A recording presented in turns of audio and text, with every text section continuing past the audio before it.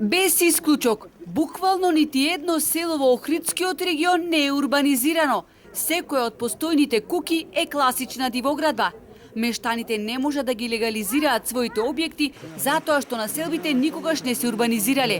Од овие причини не може да го развиваат руралниот туризам, посебно во крајезерските села како Пештани, Љубаништа, но и Елшани, која има неповторлива езерска панорама и живописна природа во која уживаат бројни странски туристи. Па Кочница е нема помош. Значи не може секој да си дозволи да направи апартмани, да му доведат гости. Со овие плати, значи не може ништо. Дали да остава за дома или да инвестираат во други работи. Дали на тој начин сметаш дека ќе ги задржите луѓето овде да не се иселуваат во градски? Па ако има помош од државата и општината би се задржале тука.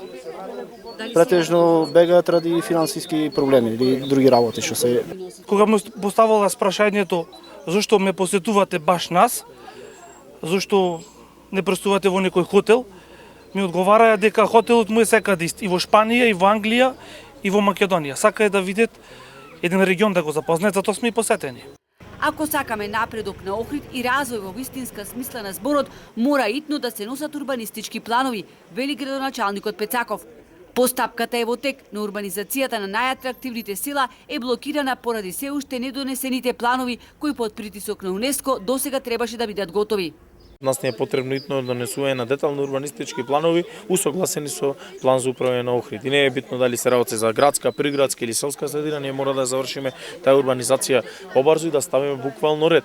Она кое што го создало, односно кое што направило Охрид и охридските населби и села да се без урбанистички план долги години, создаваат и генерираат само дополнителен број на дивоградби и ништо друго.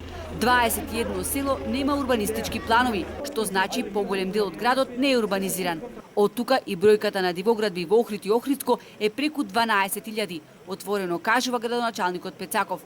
Во една ваква ситуација, бидејќи не може да обезбедат гола екзистенција, цели семејства се иселуваат во странство. Таков е случајот со село Елшани.